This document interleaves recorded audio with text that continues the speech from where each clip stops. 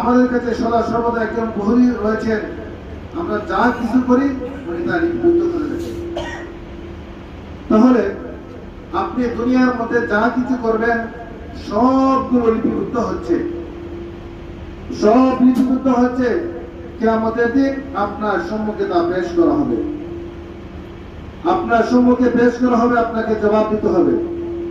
এজন্য মোহতারাম হাজিরিন, আমাদেরকে মৃত্যুর আগে বুদ্ধিমান ব্যক্তি হলো তারা যারা মৃত্যুর আগে মৃত্যুর সামানা তৈরি করে। এজন্য আমাদেরকে বুদ্ধিমান হতে হবে, নির্বোধ হলে হবে না। যে দুনিয়া আসলাম, দুনিয়ার মধ্যে পয়সা কামালাম, খাইলাম, ঘুমালাম, এটার নাম জীবন নয়। আপনার জীবন সফল হবে যদি আপনার জীবনকে কোরআন আর হাদিস অনুযায়ী পরিচালনা করতে পারে। এজন্য মোহতারাম হাজিরিন, তবে মুমিনদের মৃত্যু আর যারা বদকারের মৃত্যুর মধ্যে পার্থক্য রয়েছে।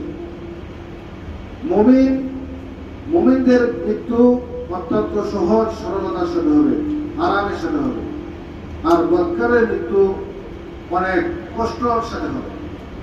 হাদিসের মধ্যে আছে বদকার ব্যক্তির মৃত্যুর অবস্থা এমন হবে যে মৃত্যুর সময় তার এমন বিপর্যিত অবস্থা হবে যে দুনিয়ার সমস্ত পানি যদি তাকে পান করানো হয় তবুও তার নিঃশ্বাস, তার পিপাসা মিটবে না। দুনিয়ার সমস্ত পানি পান করা তার পিপাসা মিটবে না, এমন পিপাসিত অবস্থা সে মারা যাবে। আর বদকার ব্যক্তির জন্য একজন ফেরেশতা আল্লাহ রাব্বুল আলামিন পাঠাবেন। আল্লাহ রাব্বুল আলামিন বদকার ব্যক্তির রূহ কবজ করার জন্য যে ফেরেশতা পাঠাবেন, আল্লাহ রাব্বুল আলামিন ফেরেশতাকে বলবেন, যাও তুমি আমার ওই বান্দা, তুমি যাও ওই নাফরমানের কাছে যাকে আমি দুনিয়ার সমস্ত নিয়ামত দান করেছিলাম কিন্তু আমার নিয়ামতের শুকরিয়া আদায় করেনি, সে আমার নিয়ামতের শুকরিয়া আদায় করেনি। মোহতারাম, একটা বিষয় লক্ষ্য করে আল্লাহ রাব্বুল আলামিন ফেরেশতাকে বলেন যে ওই নাফরমানের কাছে যাও, তাহলে আপনার আমার কি অবস্থা হবে? আল্লাহ রাব্বুল আলামিন যদি আগে আমাদেরকে নাফরমান বলেন, মৃত্যুর সময় যদি আপনি মৃত্যুর সামানা যদি তৈরি না করতে পারেন, আপনার কাছে যদি আপনার মৃত্যু চলে আসে আর আল্লাহ রাব্বুল আলামিন যদি আপনাকে নাফরমান বলেন, আপনাকে নাশুকর বলেন, তাহলে আপনার তো ফয়সালা এখানেই শেষ।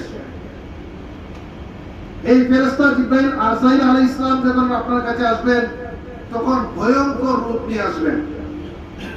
হযরত ইব্রাহিম আলাইহিস সালাম যখন একদিন আযরাইল আলাইহিস সালামের সাথে সাক্ষাৎ হলো, তখন আযরাইলকে বললেন যে তুমি কিভাবে মানুষের জান কবজ করো, যে বিশেষ করে তুমি কিভাবে বদকারদের জান কবজ করো।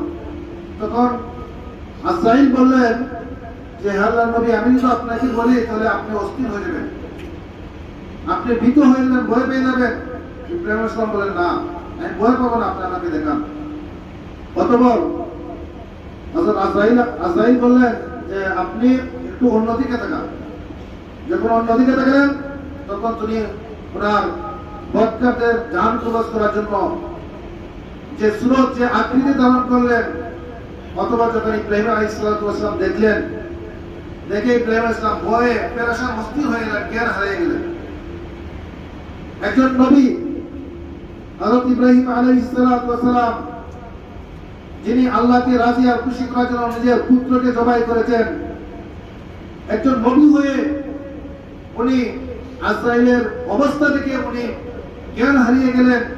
কিছুক্ষণ পর যখন ওনার জ্ঞান ফিরল, আযরাইল আলাইহিস সালাম যখন উনি ওনার আকার পরিবর্তন করলেন, আগের অবস্থায় ফিরে আসলেন, তখন বললেন, ইব্রাহিম আলাইহিস সালাম বললেন, একজন বদকারের মৃত্যুর জন্য, এমনকি তার শাস্তির জন্য তার এই একটি পদ্ধতি যথেষ্ট। তাহলে দেখুন, একজন নবী যদি পেরেশান হয়ে যান, অস্থির হয়ে যান, জ্ঞান হারিয়ে ফেলেন, তাহলে আপনার আমার কি অবস্থা হবে? আমাদের অবস্থা হচ্ছে, আমরা কি করি? মানুষের লাশ, আত্মীয় স্বজন মারা যায়, তার লাশ আমরা কাঁধে বহন করি, কিন্তু তার থেকে আমরা শিক্ষা গ্রহণ করি না যে আমাকেও একদিন মৃত্যুবরণ করতে হবে। আমার লাশ আমার ছেলে, আমার আত্মীয় স্বজন তারা কাঁধে বহন করে নিয়ে যাবে, কিন্তু আমাকে যখন কবরে রাখা হবে তখন আমার কি জবাব থাকবে? আমি কি জবাব দিব? রাসূল কারীম সাল্লাল্লাহু আলাইহি ওয়াসাল্লাম বলেছেন, আল কবরু রাউযাতুন মিন রিয়াজিল জান্নাহ, কবরটা হয়তো জান্নাতের একটা বাগান হবে, আও হুফরাতুন মিন হুফারিন নার, অথবা জাহান্নামের একটা খণ্ড হবে।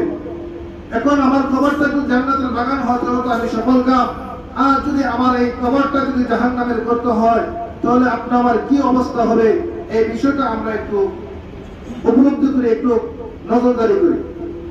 মোহতারাম হাজির, আমাদের অবস্থা হচ্ছে আমরা লাশ বহন করি, কিন্তু তা থেকে আমাদের শিক্ষা হয় না যে আমি লাশ বহন করছি, আমার বাবার লাশ আমি নিজের বহন করলাম, কিন্তু এই লাশ বহন শুধু মনে হয় আমাদের অবস্থা মনে হয় শুধু আমার বাবার ক্ষেত্রে তাই যথেষ্ট, আমার জন্য না। আমাকে লাশ হতে হবে এটা আমার জন্য মানে শোভা পায় না।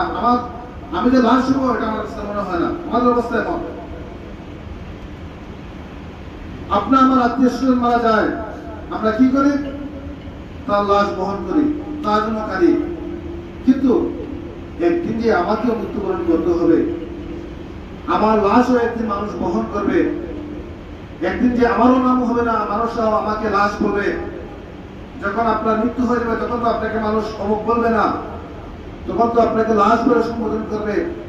আমাকেও মানুষ একদিন লাশ বলে সম্বোধন করবে, তখন আমার কি জবাব থাকবে আল্লাহ রাব্বুল আলামিনের কাছে দেওয়ার? অথচ হযরত ওসমান রাদিয়াল্লাহু আনহু অধিকাংশ সময় কবরের পাশে যেতেন, গিয়ে বসে কাঁদতেন। তাকে জিজ্ঞাসা করা হতো আপনি কাঁদেন কেন? তখন বললেন, ওসমান রাদিয়াল্লাহু আনহু বলেন যে কবর হলো আখিরাতের প্রথম ঘাঁটি। যে ব্যক্তি কবরের মধ্যে আটকে দেবে সে আখিরাতের অন্যান্য ঘাঁটির মধ্যে আটকে যাবে। অথচ জান্নাতের 10 জন সুসংবাদপ্রাপ্ত সাহাবী এর মধ্যে একজন ওসমান রাদিয়াল্লাহু আনহু।